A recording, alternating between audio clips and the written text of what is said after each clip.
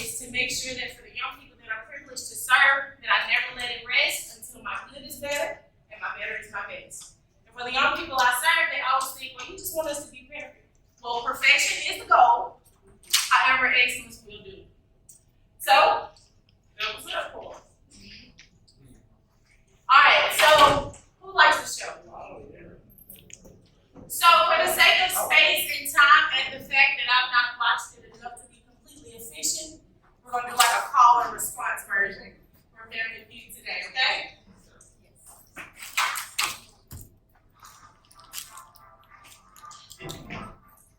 This is the part where y'all really pretend to enjoy the fact that the music and downloading with the smile. It's the little things. Alright, so let's just kind of gauge the mood a little bit with some questions first. Just open it up, break the ice up. What are the top 5 reasons? Hold 100 kids. What are the top 5 reasons that our children run away? Listen, raise your hand. They feel they're not safe. Let's see if that's something for it. Feel they're not safe.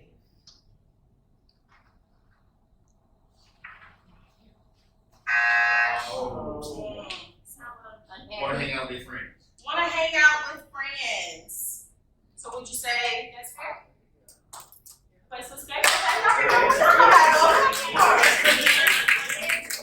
All right, we got 5 answers on the board. What else we got?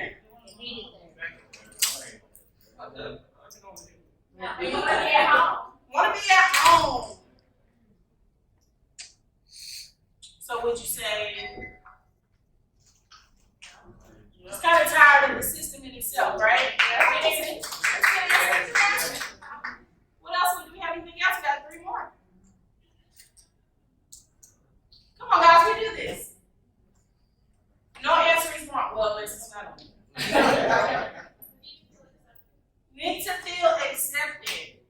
So let's say, does that fit that? Does that fit that here? Okay. So what else do we have? You guys are doing great, by the way. Want to control the situation.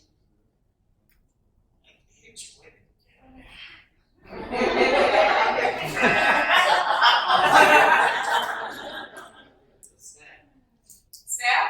Elaborate on that a little bit for me. I didn't like the staff. Okay, what's the reason? Let's stay where we are on that. What's the reason we may not like the staff? They're not fun. That's true. Too many rules. So would it be safe to say they just want to be grown up and do things their own way? Does that sound about fair? All right, we got one more reason. Thank you for clapping. She's so sweet. So just one more reason. What is the main things that our young people always tell us that we're not doing? We're not listening, right? So they want to be heard and respected. Do you guys agree with these answers? Because they're real answers that came from the kids we polled. You guys feel that this is pretty feasible, right? So the main reason they run away, they try to be the DHR. Because of the red tape, right? All the rules, all the things you have to go through to get the simple answers to simple questions, right? They want to be heard and respected. A lot of times it seems as if us teaching them and showing them the right ways means that we're not listening to them. You guys run into that sometimes? Lots of times, right? A place to escape. I hate this group home, and if I sweep another floor, I'm going to hurt somebody. I got to get out here. And I just want to be an adult, not realizing that I had never seen so many rules until I became one. And then I just want a family. I'm around these people all the time. I see them all the time. We're together all the time. We have to go to school together. We have to chores together. We have to go to church together. But I just don't feel connected to these people. So they just want a family. All right, one more question. Did y'all like that? Good.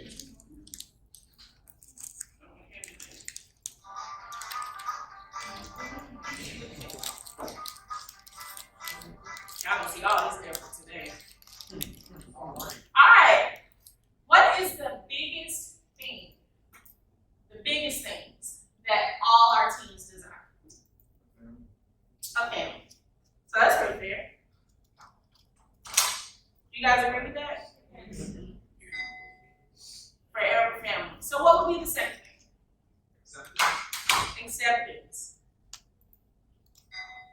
Fill another lump. So you guys are dead on the money with that. Alright, so so who do we have in the house today? Let's kind of poll the room a little bit. Tell me a little bit about what you guys do. Just anybody, just not a whole dissertation, just real quick. Just throw out some occupations that we have in the room. Coordinator. Okay, coordinator, case management, Cost living specialist. all of that. I think right here, all of them. Tell me what you do. Okay, and what were you telling me you do, friend? Okay, so do you look at it as something that was assigned to you or your assignment? You're like, what do you mean, Stephanie? Those two things sound the same. Well, they're not. So let's talk about assignment. An assignment is the task or post to which one has been appointed. So that means that that position was delegated with you specifically in mind, even if it does not seem that way. His assignment was to those youth in foster care. Does that make sense? So you have to look at it as not something that was just thrown to you, but something that was actually delegated to you with everything that you have to bring to the table in mind. Even if it doesn't feel that way, even if you just got 40 other cases added on to the 20 that you already have, those were given to you with your everything that you have inside of you in mind. Each assignment is different. So let's not look at them as, oh, these are just some wayward teens, or these are just, oh, yet another client that I have to visit. I am assigned to each young person that I have the privilege to come into contact with. Now, this is important. You will not be able to assess your caseload from the vantage point of personal belief systems. Completely remove yourself out of the situation. It is not about you. It is completely about that young person that you're privileged to serve. And keep notice that word I'm using. It is a privilege to be able to pour into these young people. Or even through the methods used to obtain success with another youth that seems similar. So how many times do we say, well, this worked last month, or they've got the same diagnoses, so this method should work. Have we ever done that? Well, we can't, because at the end of the day, they're not the same people. They don't have the same thought processes. They don't have the same trauma. They didn't come from the same family. The genealogy is not the same. So it may not be the best case practice to treat each one of these young people the same. Do you agree with that? And I know it sounds like, well, duh, but sometimes we'll find ourselves using the same cookie cutter method for each young person because, well, this is what I was taught, or this is how this goes, or this has to work, right? For example, how many parents do we have in the room outside of the youth that we're privileged to serve? How many times as a teacher give an assignment to your child and your child is just not responsive to how that assignment goes? They just don't learn that way. Especially with this new math. I just don't learn that way. So each assignment is completely different. And you have to be sure to have a fresh set of eyes for each young person that comes across your desk. Alright? Checkpoints.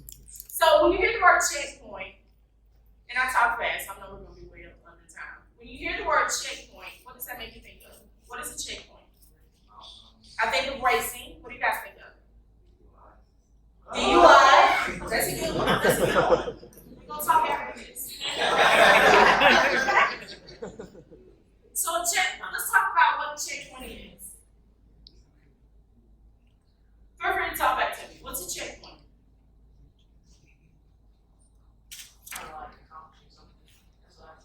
Okay, so like a reflection, very good. Yeah. A way to kind of assess where we are with this thing we're working on. With these young people we're privileged to serve. Every assignment has a checkpoint. Now it's really up to you to decide when that checkpoint is. Is the checkpoint at the ISP? Is the checkpoint when I visit them and I'm in a hurry because I've got 10 visits today and I'll talk to you for 30 seconds, or I leave my car running to come visit you? Because please know that they're watching all of that. But each assignment will have a checkpoint, and you'll know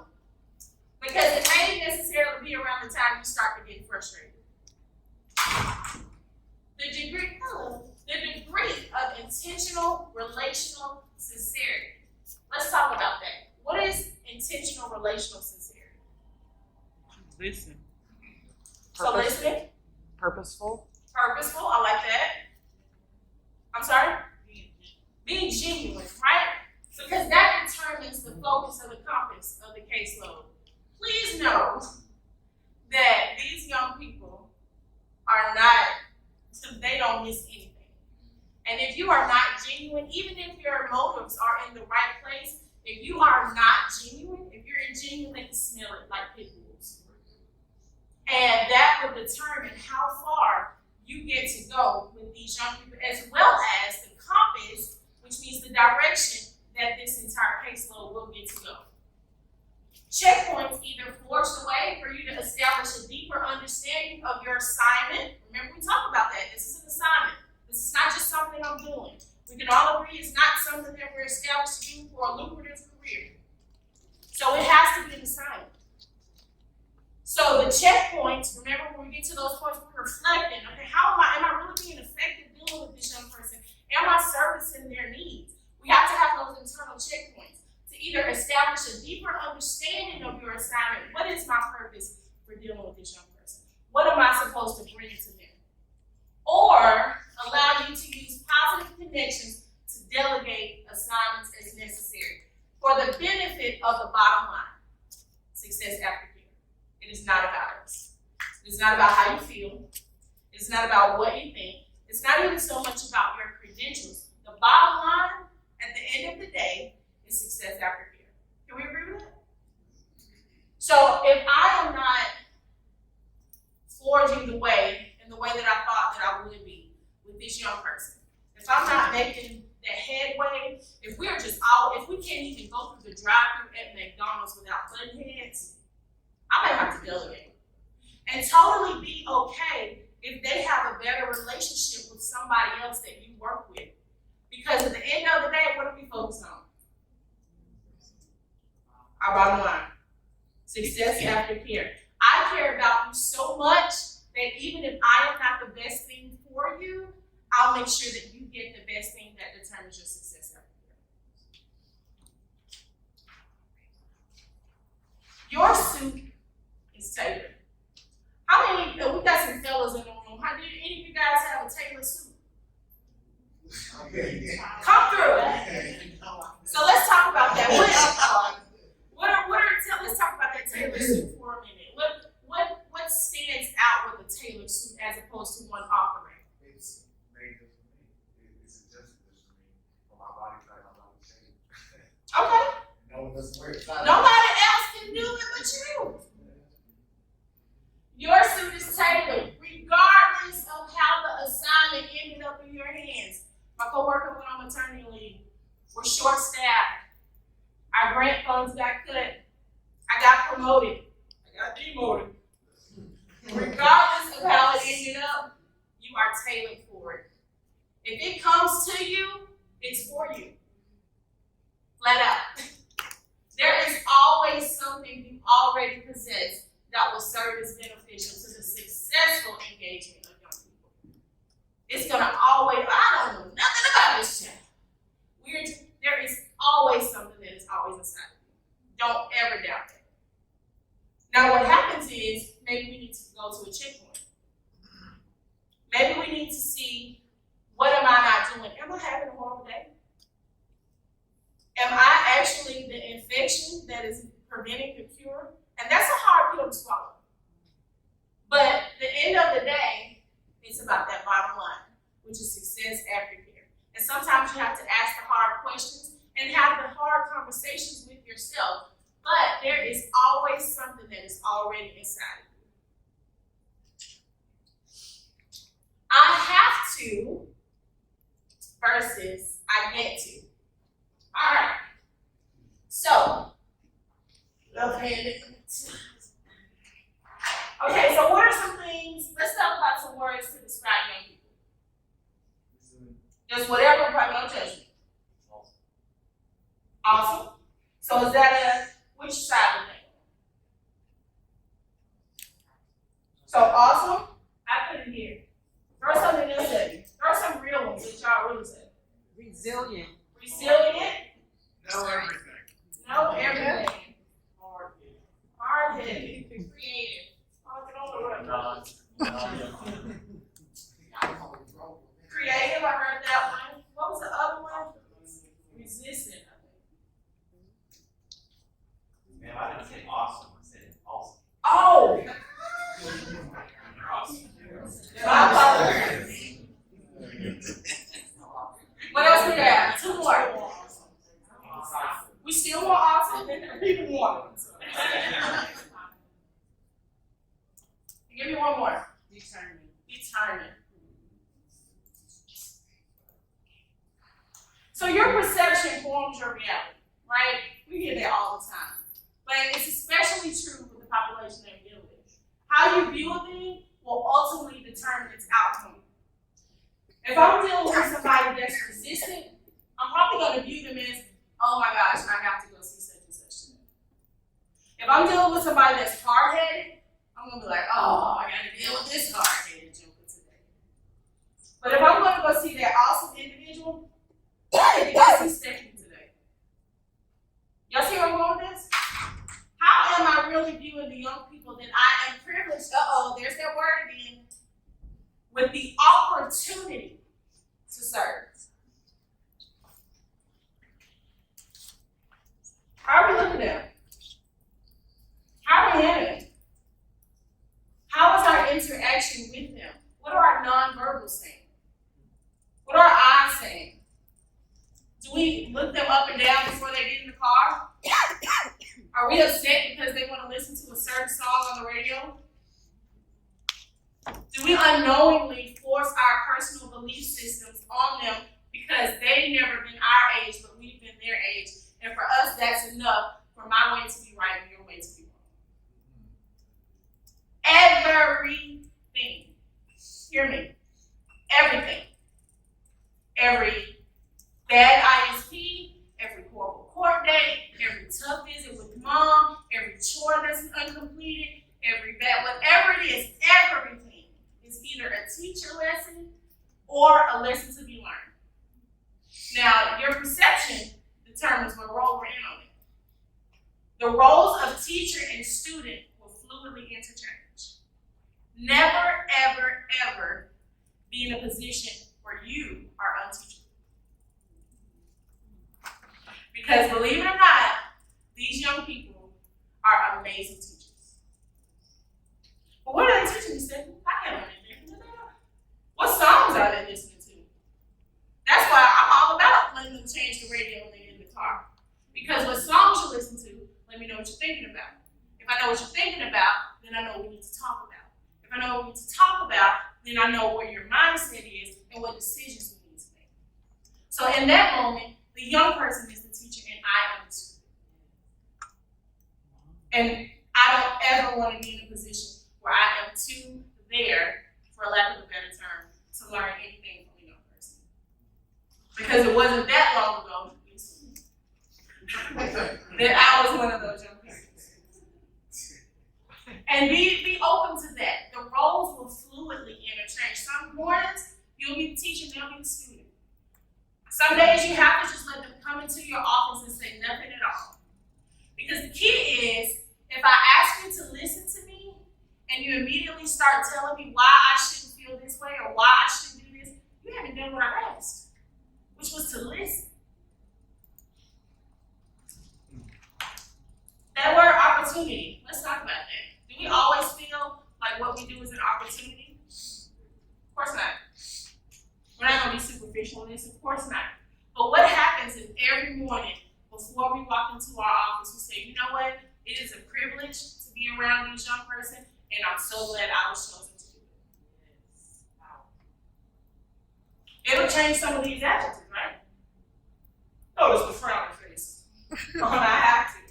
Somebody that has to do something may begrudgingly go into it. Oh, I have to go into this morning meeting. That's me. I have to do this.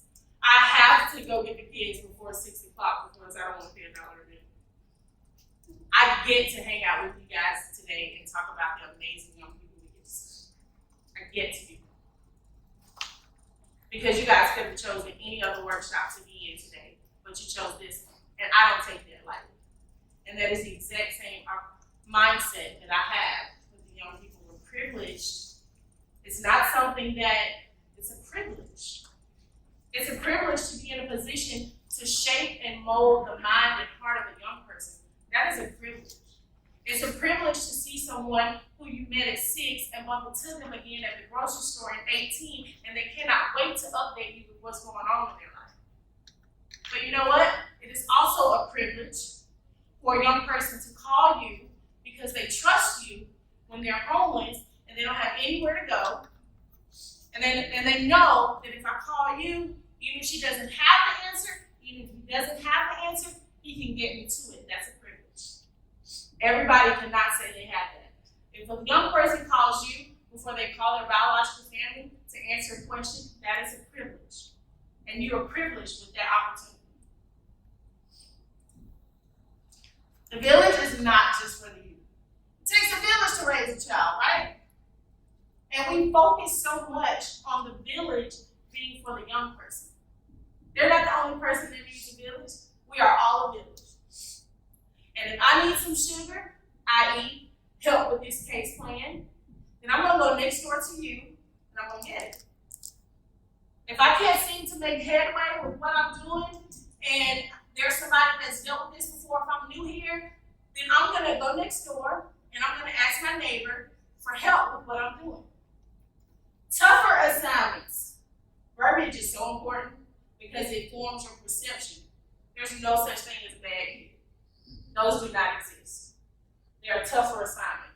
Now, we're not saying that everything is peaches and cream and rosy and it's going to be super simple. It's just a tougher assignment. I always say, people say, well, you just kind of live in rainbows. No. But I always say that difficult takes a day, impossible takes a week. I'm about to throw that from to you.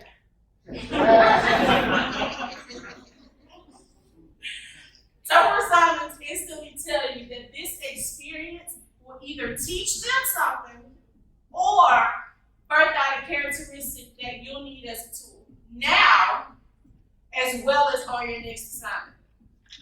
What the mess does that mean? There is always something to be learned from every situation. Now, is this experience, is this tough assignment, is it for the young person to learn something? Do they just have to learn that there are all rules that are going to be in place and you're going to have to follow them? I understand you want to go back home. Even though that may not be the best answer right now, I totally understand you want to be emancipated because the world outside of the box you're in looks pretty awesome. But is it teaching them something? Is my assignment to teach them something? Or am I dealing with this difficult caseload to birth out something in me? Am I supposed to learn something from this? Well, what the crap did I possibly learn? Am I supposed to learn to be more patient? Am I supposed to learn to be more empathetic?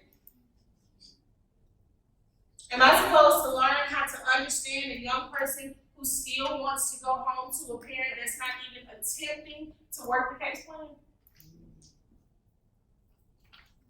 What characteristics will that work out of me? One, I'll become a better listener.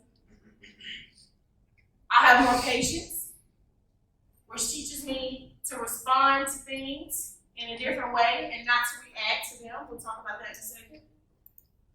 Feel empowered. And I want to talk about this part that you need now as well as on your next assignment.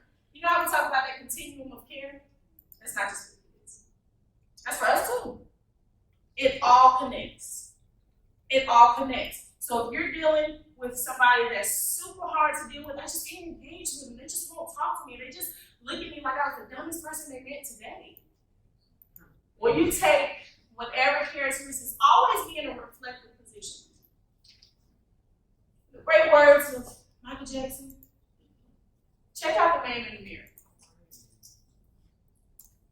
Because whatever I'm learning from this situation, I can guarantee you something from that young person that you just fought tooth and nail to deal with, you're going to need it again.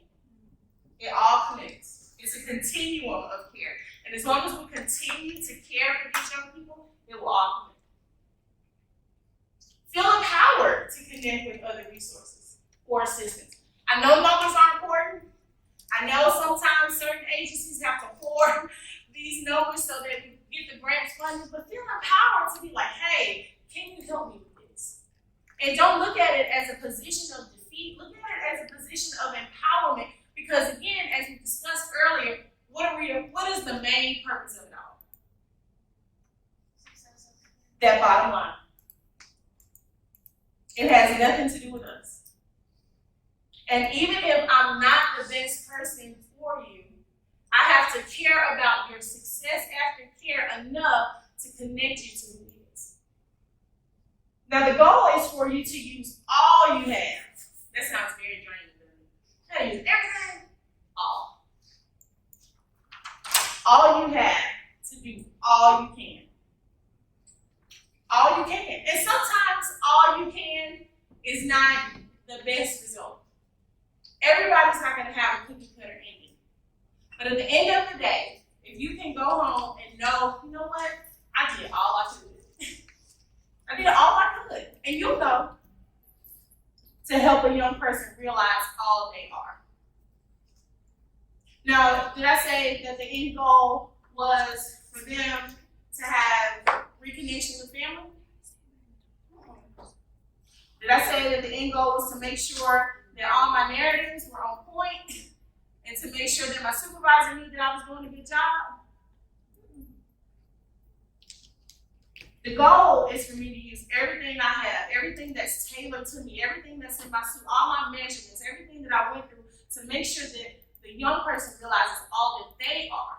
Because if I can use what I have to ignite the power that you have, then the rest is up to you and you're going to take off anyway. It's not about me getting into a specific box of this is how you become successful. I made sure that that young person had $10,000 saved up before they left here. That's success.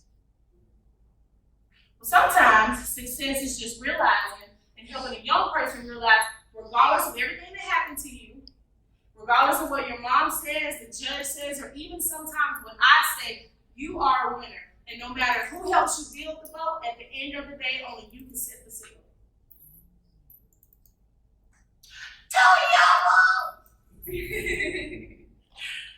If you are truly working in what you are supposed to be accomplishing, burnout is totally manageable. What? Did I say burnout does not exist? But it's totally manageable. Burnout is an indication that your care, self-care, we've been looking in the mirror a lot today, huh? Has not been made a priority. Sometimes you have to be like, I need a day. Sometimes according to your PTO bank, I need a week. Because you're doing all these young people a disservice if you are not home. Because what happens is sometimes we're thinking that we're doing surgery, but we're really passing the infection on. That's kind of heavy on. So sometimes you have to step away and make sure that I'm okay. Am I bringing my problems from home to work? And then in turn getting upset with this young person because they're not responding in the way that I feel they should? Am I mad that my supervisor is giving me 10 more young people to deal with? Am I upset because our resources are not enough to effectively do the job that we do, and they need to just be grateful that we were able to do one outing this week at all?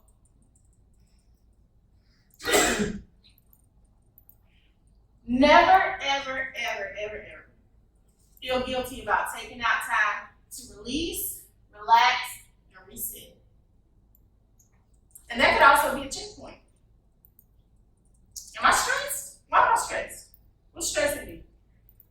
Because oftentimes we'll find out that what is really keeping us from effectively engaging with these young people may not have anything to do with them at all, but everything to do with us. Now sometimes it doesn't. But most times it's our perception and our vantage point. Whatever your heart is full of will always be revealed in your speech. Y'all talk about that for a second? Let's talk about that. What does a heart full of stress sound like when talking to a young person? What does that sound solve the problem. Trying to hurry up and solve the problem. It's gonna be done with it, right? Because I got a lot of stuff going on that you have no idea about, and if you just let me do it. But if my heart is full of grace and compassion and understanding, then sometimes we have to let them fall. Sometimes we have to let them go ahead and walk to the end of the road to see what it is and not come from a perspective of I told you. Because at the end of the day, it's about that way, which is our bottom line.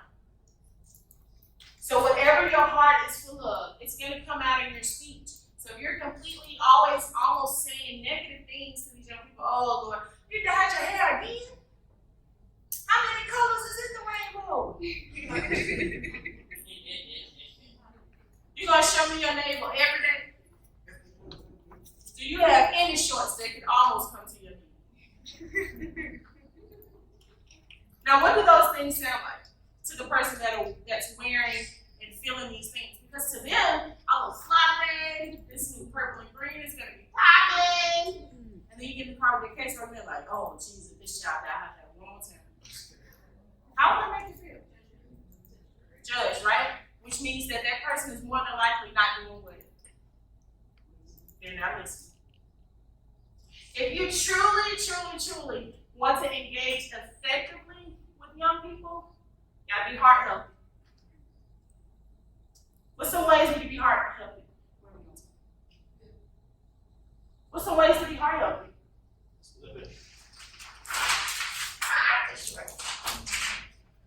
Don't deny what it's telling you. I like that. Did y'all hear him? I should write his reading. That's hard.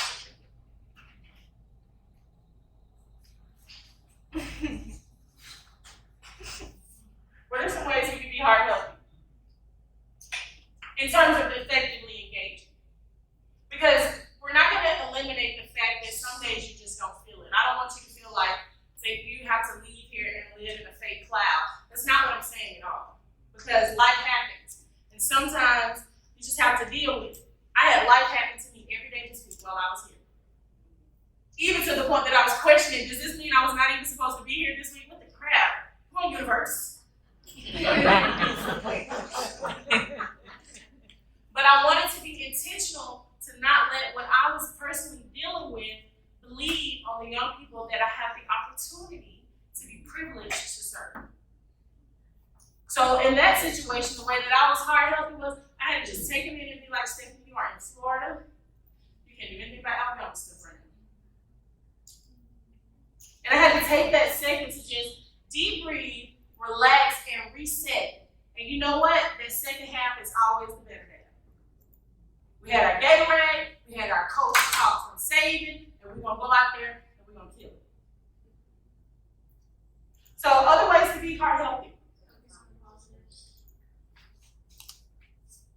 Let's go back to when we were talking about that young person with the short shorts, the green hair, the piercings everywhere except their ears. What's some ways to be heart healthy? Instead of saying the first thing that pops into our mind, what's some other ways? Like, wow, you really care about yourself. Yeah. You're hygiene and you're looking great. Right. Did you say that? Right. Because they're fine. That's true. Doing all that. That's right. That's right. Notice the new piercing. That is a very good one. Even if, because it's not about us, right? Our bottom line is success after care. And whether you believe it or not, how that young person feels about themselves is directly related to success after care. And if we have direct service contact with them, then we are also in direct relation with how this young person views themselves as an adult to affect our bottom line of success after care. So even if it is like, oh, you got the back of your neck pierced, didn't know you could do that. How much did that hurt? You know? That is so cool. Like you did 5 colors in 2 days. Heart health. Because what happens is if their confidence is there, they're like, yeah, I started out with purple, then I went to blue. It was kind of hard to get the blonde to come through the middle. You know? Heart health. It's not about us. And that's my biggest part. It's not about me. It's not about me. Even though we want it to be, because we're the ones with the credentials, we're the ones with the know-how, it's not even about any of that. It's about that success aftercare. What can I do? Even if I only have 45 seconds to interact with you, a young person will either be better or worse as a result of coming in contact with you. So do you. Takeaways. This is not the end of the presentation. I just want you to take this stuff away before we move. So each case is an individual assignment. Can we agree with that? Yeah, talk back to me. You already have everything inside of you to accomplish the task. You already have it. Don't worry about it. Don't have self-doubt. Don't question yourself. Don't wonder if I'm good enough for this. I'm qualified for this. If it's in front of you, it's for you. You already got it. Now you may have to do some research. You may have to learn. You may have to take some classes to enhance what's already inside of you. But that baseline, don't force it. If you are not genuine, it won't take long for it to show. Please don't start off taking these babies to McDonald's every Wednesday if you have no intention of every Wednesday being that chicken day. Because what happens is the first day that you are not able to do that, what happens? They don't trust you because what happened? You lied. And they're going to say, you took me to McDonald's 17 Wednesdays. And you're looking at it like, but I took you 17 Wednesdays. I can't miss one. No. But if you start off, right. But if you start off saying, now you know this won't be every Wednesday. This is a treat. Then I've allowed you to meet me where I am, and I've met you where you are, and I've given you the freedom to choose based on the expectation being flatlined. Does that make sense? I know that was like a cheesy example, but it works. And be genuine. You will not connect to every young person. They are not going to fall in love with you. This is a personal thing. Like, I had to learn that you will not win them all. But at the end of the day, if you use everything that you have to help a young person realize all that they are, then it's cool if I was in your favor. Because that grocery store moment will happen. May not be in the grocery store, maybe somewhere else, but if you are in a position to positively and effectively engage with a young person, it will come full circle, and you'll know it. Don't be afraid to ask for help if you hit a roadblock. How many people are people that just want to handle it all themselves because I feel like I can just get it done if I do it myself? I'm like that. I'm preaching to the choir. But sometimes you just have to relax, relate, reset, and say, you know what? I don't know what to do about this child. I can shoot with like with everything myself. I get you frustrated and I don't want to take the time to teach you like so I can know how to. So what's the way that we can be hard helping? I guess you can be willing to teach. So it always comes back to us having to take a look in that mirror, and saying, what can I do to make this situation better? Because I'm the exact same way. I've got 5 kids under the age of 12. I just do it myself. But then, what am I doing? I'm doing them a disservice, right? Because I'm not giving them the opportunity to learn and make mistakes, which is like a hard word, right? Mistake. But you know what mistakes do? Mistakes let you know that they're trying. Now that's a crazy way to look at that, isn't it? Insert another cheesy saying, you will always miss 100% of the shots that you do not take. If I do not allow this young person to see, okay, you cannot afford this apartment. I can't. I make $2.20 an hour, and I do hell on the weekends, and I can afford this $100 to school right now. Okay. Well, let's look at this, because I want to be heart healthy, right? I don't want to immediately tear them down because I want to enhance their decision-making skills. I want them to know that you are empowered to make amazing decisions. Well, how about this? Let's create a budget. Now, let's see how our numbers end up. Let's do that. So at the end, we're both looking at that zero at the bottom of the budget. But in that moment, I've given you the empowerment to choose. Now, what can we do with this zero? Provide.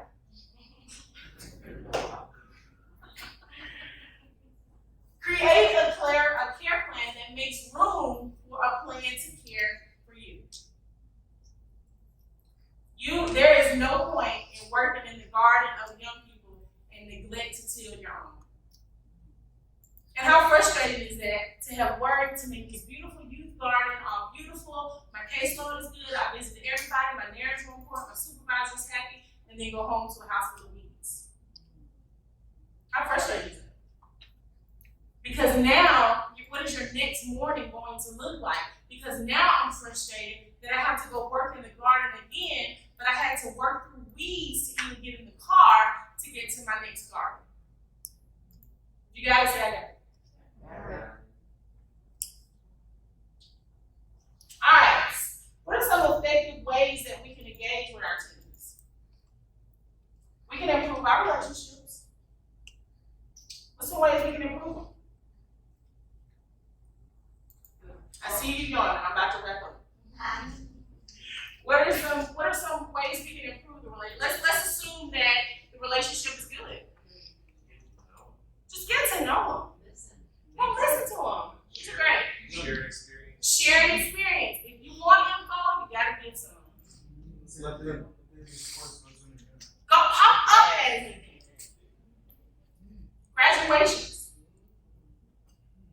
Be genuine. Be extremely genuine. Meet them where they're at. Meet them exactly where they are. Now give me an example of what that looks like. You don't have to be a certain way for us to start. Like we can, whatever tools you have, we'll figure it out from there. Exactly. You in the 12th grade and you can't read on the 5th grade level. No. Okay, let's see where your strengths are. We can work on that. And what happens is, if you make it not a big deal, then they're like, well, that's something I can work on. Even if it is a big deal. Now, we're not saying that we're not going to address what the deal is, but it's not in such a way that the world is ending because this is not done. We can work on that. And that is exactly what that is. It's meeting them exactly where they are. Our response and approach. What are some things that make us upset about the young people we engage with? That we're privileged with the opportunity to engage with? Let's talk about it. What are some things that upset us? Ungrateful. Give me an example of being ungrateful. We're going to dissect this thing. I just took 40 children to Washington, D.C. from Erie, Pennsylvania. And, you have to eat that? We're staying in this hotel? You're getting a free trip, free food. Just, thank you. Right. Awesome. So, at what age is the frontal lobe completely formed in a young person? 25. How old are the young people we deal with? Younger than 25. So how much gratefulness can a person with a piece of a brain possibly have? And that's a checkpoint. That's an internal checkpoint. So in that moment, I'm like, you know what? Jesus, that brain is not even fully formed.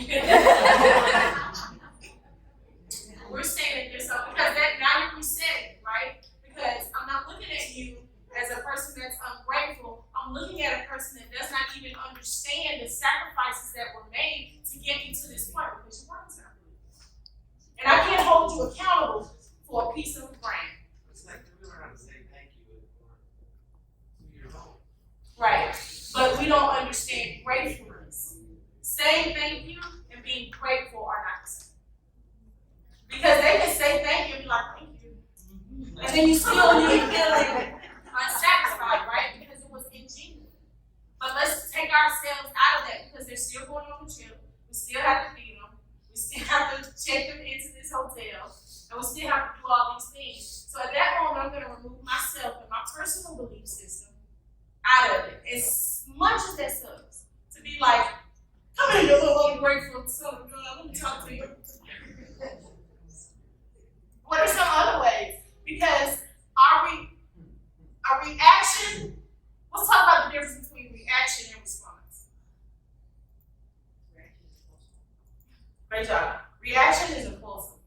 A reaction, if somebody steps on my toe and I'm like, stupid, road rage, and I'm following you all the way to your exit.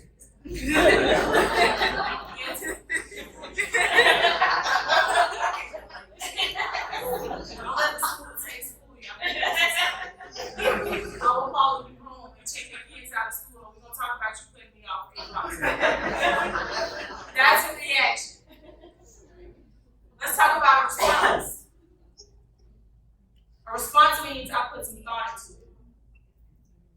So in the situation that you gave me, I'm totally not picking on you. I'm just using the situation that you gave me.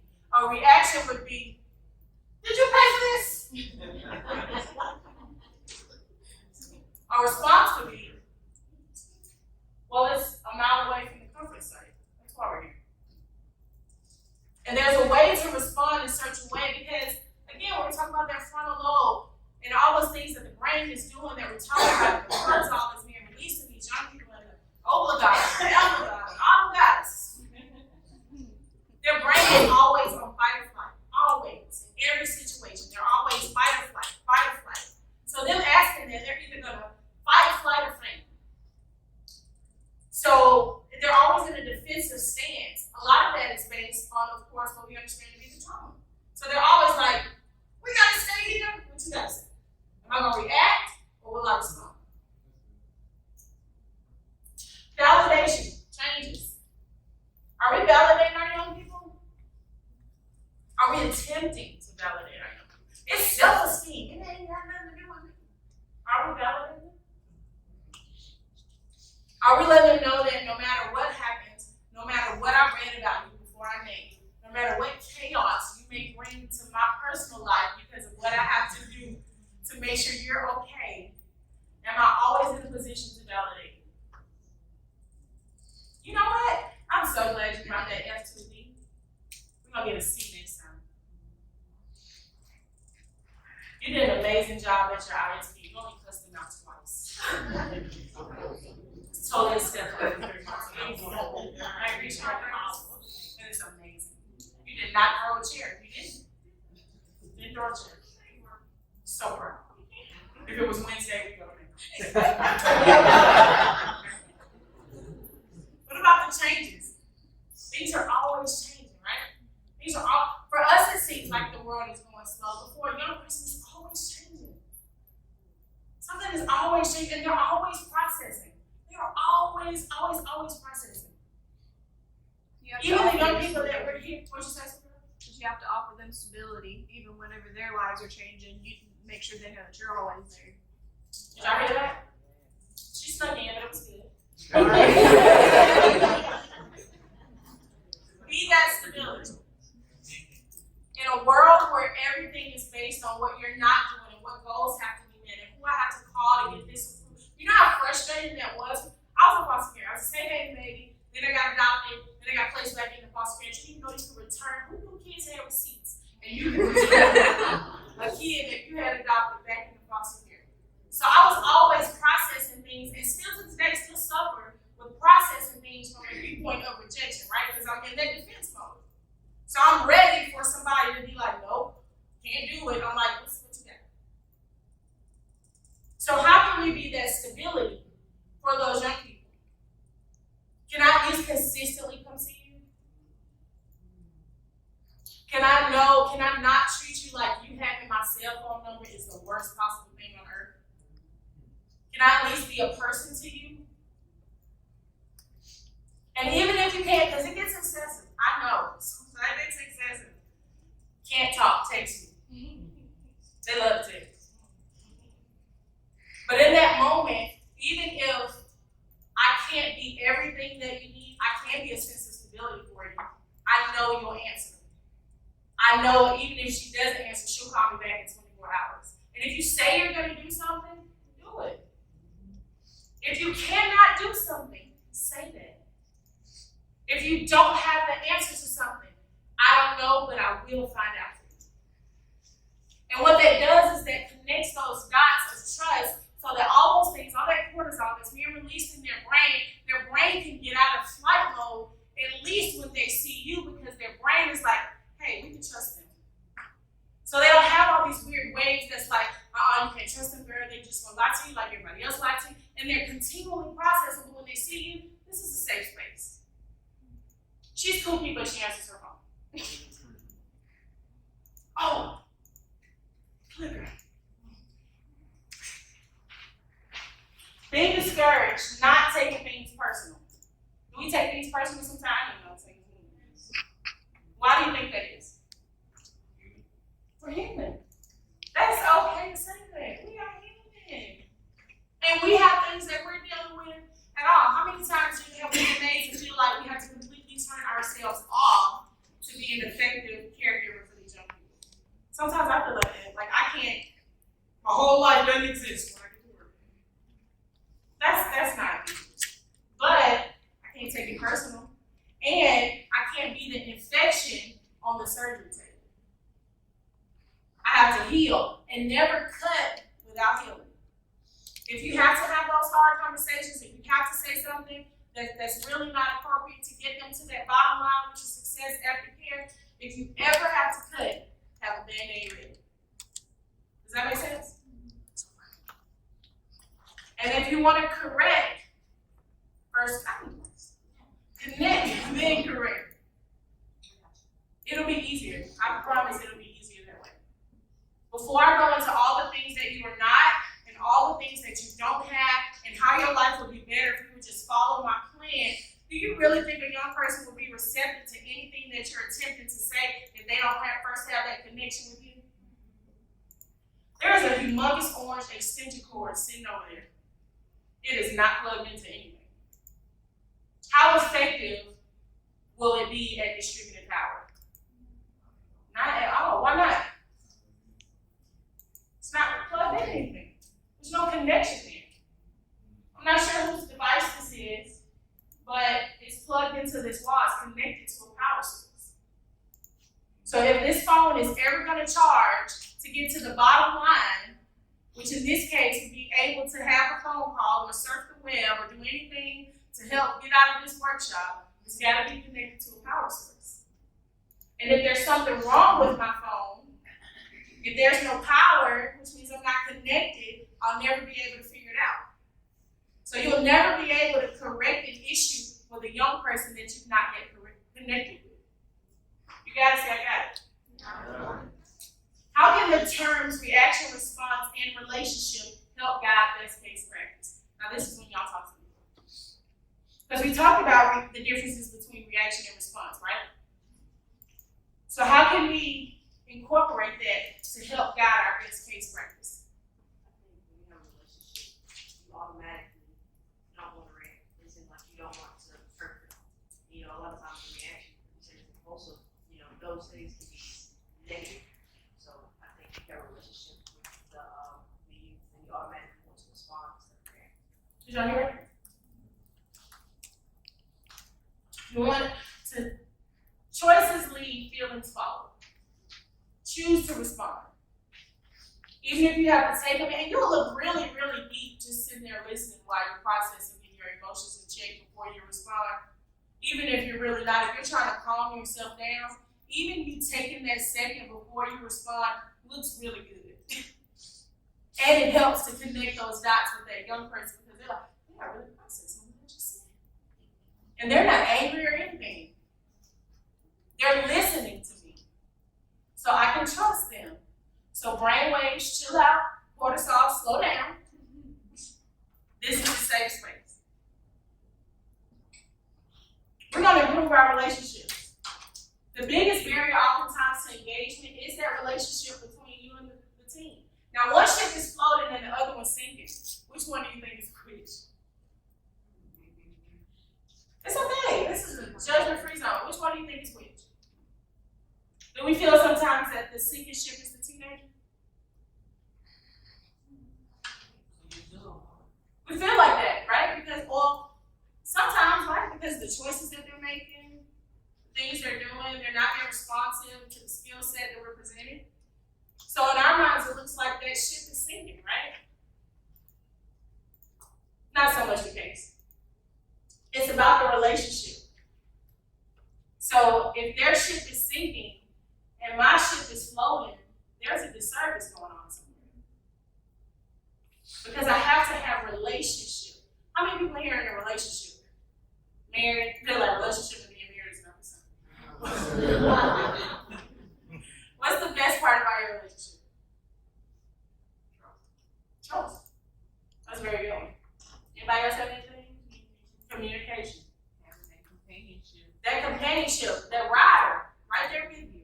All the time, good, bad, or indifferent, they are there.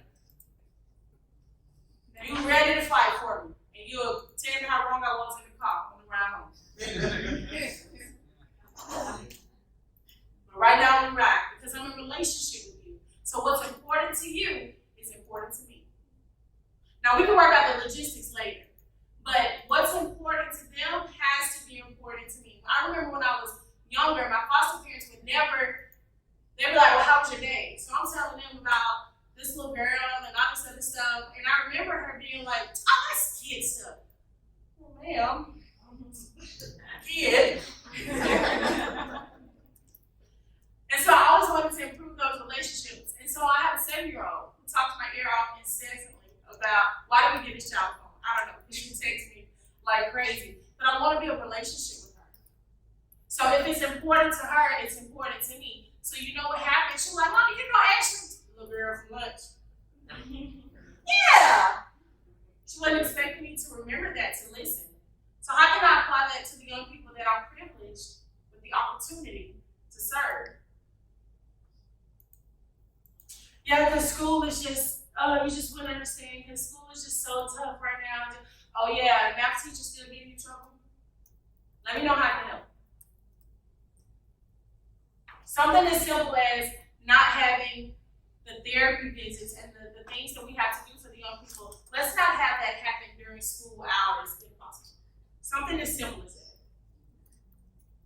Because imagine being in high school where you're already, because remember, piece of the brain, still got to 25, so I'm still trying to figure out who I am as a person. There's that self-identity. There's all that stuff. I'm trying to figure out how to relate to my peers. I'm trying to figure out what's hot and what's not, what's right and what's wrong. And here you come, wanting to check me out to do a therapy session in the lunchroom, when I have not told anybody that I'm in foster care. And they know that person doesn't work at the school, so I can't play it off like I'm in trouble. I'm a delinquent. No, it's like, who's that weird lady talking to the clipboard? Jesus. It's that big bag of medicine. She's weird. And now that young person has to start all over with building trust with their peers, and guess who else relationship has to start all over? That trust relationship that you were trying to build with them. And it goes back to what you were talking about. Gotta meet them exactly where they are. Are you okay? Because they have a voice. Allow them to use it. So these are my available times to come visit you. Do these times work for you? Let's not have an ISP and then tell them about it.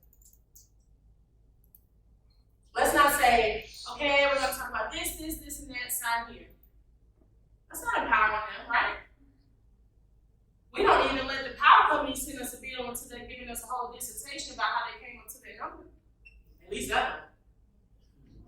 You see how these how many kilowatts was the formula y'all use? This bond can enhance the barrier to a teen's independence. If I know that I'm empowered to build relationships with you, then I can be empowered to build relationships and positive relationships with people after care. Because it's a whole big world that we know about that they may not necessarily completely understand. So it's our job to give them roots and wings. I always say that. That's my job as a parent, and that's my job as a consultant to the youth I have the opportunity to serve. Because eventually, it's going to be your turn to jump off the plane, right?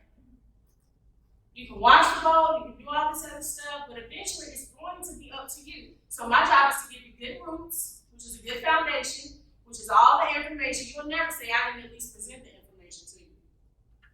Now, do I get upset sometimes because they're not maybe making the choices that would make this way easier for both of us? But eventually, the job is for you to be able to open your wings and fly. Those mama birds kick those baby birds out so quick. Because they know that they've done their due diligence in making sure that that bird can fly. And that's what it is, because at the end of the day, what's our goal? Success after care. So we want them to respond. Remember we were talking about that with the example about the chip. We want the teens to respond the way we want them to. Can I get a thank you? Would a thank you, would it kill you to pretend to be grateful for all this stuff you're doing? It doesn't work like that. No matter how bad you think that their life was before, at the end of the day, they're still thinking about home. Have y'all seen A Dog's Purpose? Insert teardrop. At the end of the day, you just want to be at home, right? And my definition of home may not match your definition of home. But this is my family. connected to. This is where my genealogy is. I cannot wait to hear somebody say you look just like your mom. Instead of being awkwardly aware of the fact that I don't fit into this family. Even though a group home setting may, in our eyes, be the best place for this young person right now, they would much rather pull up to a store in a regular vehicle as opposed to a large white van. And we have to always be aware of those things because remember, they're processing all the time. So something that looks like, oh Lord, we gotta do another outing for the skill sets to build Medicaid. To them, it's like, if we say, our Lord Jesus, please let them park on the other side of the parking lot so we don't have to pull up to the front door of the movies in this van. Because they're processing all the time. And we're trying to build relationships and effectively engage with them. How can I make my time with them beneficial? So we got that visit, right? What are some easy, simple ways that we can make sure that we make the most of that time we have with them? Just go ahead. Connection before criticism. Connection before criticism. We talked about that. Connect, make, correct. What are some ways? I'm just visiting you. I'm just checking on you. Make sure you have the same amount of fingers you had last month when I came to see you. Make sure you don't need anything urgent. Make sure the people here are not mistreating you. What are some ways that I can actually make a meaningful connection? What are some things that we can add? Because we want to be heart healthy, right? And we don't want to bleed on them with things that are, even if we are frustrated, even if we want to just run in and say, hey, and make sure you're okay, and you sign this, and I go with the rest of my day, what are some ways we can make that connection meaningful? Make eye connection. Eye contact. Is that what you said? Yeah, That is huge. Sometimes, Because what does I'm sorry? Go ahead. What does eye contact do? say I'm listening. Me looking at you right now lets you know that I'm completely tuned in to what you're saying and nothing else in this moment matters. And that makes what you're saying feel empowered, right? And it gives you the confidence to actually say how you may feel because I'm in tune. Does that make sense? Sometimes you gotta listen to 55 minutes of Marvel comic universe 55 explanation for 5 minutes of actual reading. Have y'all mastered the nod and smile? Yeah. Yeah. But I'm connected. I think like what we were talking about earlier, spending time with them outside. Like, of course you have to do the home. Right, chores, but right. the home chores maybe take them to the park. Because we can walk around the mall for an hour, right? And I can learn a lot about you by your clothes choices, yes. And preparing them before you come. Hey, I'm coming next Tuesday. I found a new place for sleep. Right. Normalize it. Normalize it. Educate yourself on like stuff they like. Because if that lets them know that hey, you truly care about what I like and Right. You have that Nirvana CD or Bluetooth, now that playlist based on the songs that they listen to when you download something and say, oh, I know you hear some of this. Put me on. So now we got that bond. You hate that song. But it's not about us, right? It's about that bottom line, which is success after care. And if I make those meaningful connections through something as simple as a walk around the mall, Wednesday McDonald's trip, Ruth Chris probably for you, but then I've done that. And I've established that trust. And in that moment, they can release themselves from being a fight or flight mode and we can have actual conversation to get these positive outcomes for success after care. You gotta say I got it. Got it. And I wanted to add that sometimes even scheduling an appointment lets that young person know, okay, this is my time with you. And I did what to your time? I I have valued your time. In a world where you feel like you have no value, nothing you say matters, because they didn't even ask me if I could come in here, if I wanted to come in here. Nobody asked me what was really going on at my house. Nobody asked me if just paying a $600 phone bill or light bill would completely help my situation. Nobody allowed me to explain to them, hey, my mom is just going through a rough time right now, just give her a break. It was sweet, and here we are. So I feel invalued, right? Like, I don't matter. They're gonna do what they want. How many times you heard? You're gonna do what you wanna do anyway. Because they don't feel valued. So you're very much correct in saying something as simple as, what you doing next week at 3? Nothing. Well, now y'all. Does that work for you? I've not only valued you, but I've honored your time. Because even if they do nothing but listen to playlists all day, there's their time and it's valuable. Remember that this job may be your livelihood, but your assigned cases are the lives that have been placed in your hands. Sounds like a big job. It's on your hands. You have the power to influence. You're empowered to do that. This is not just something that haphazardly happens. You are empowered to do this. And you are the best person for the job, because if you were not the best person for the job, it would be somebody else's job. It's either going to be a purpose or a lesson. Talk about that. Thank you!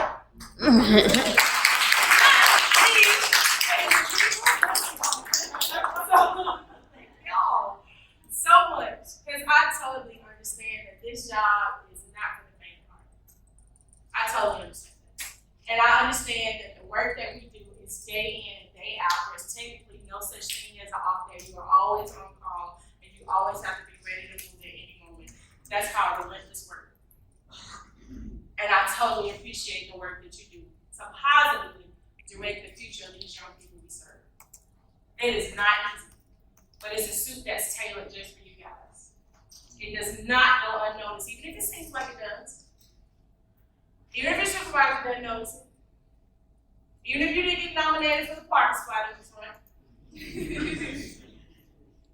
It does not go unnoticed. Even if you have to work 3 years without a raise, it does not go unnoticed. And you know who's noticing? And what do we have? What are the keywords? That bottom line, what's another keyword? What happens with the young people that we serve? Is it something? Where are we with this? Are we going into work every day looking at the young people that we serve as something we have to do? Or are we looking at the young people as a privilege? It's a privilege. Let's name something else that's a privilege. Getting upgraded to first class on a flight. It's a privilege. That's not something somebody had to do for you. It's a privilege. What were you about to say, Greg? Oh, yeah, my hand switched. Sorry. I get to. I get to be around these young people. I get to forever be in the loop of what's going on, who is shaping our society, the next world changes. I get an inside look at them. I get to do that. It could have been anybody to interact with that young person, and they chose you. You get to do that. So even if you have to just say that before you step out your car every day, I get to do this. It is an honor and a privilege to be able to serve these young person, and I'm so glad that they chose me. Because everything that young person needs, you model gratefulness. You model it. Let them see you tell somebody thank you after they know that you were frustrated in the situation. I appreciate that. And even if you never see it, know that one person plants the seed, somebody else's job may be to come and water it. But at the end of the day, the increase is coming. All right. Well, I am Stephanie Keahey, guys, and I thank you so much for your time.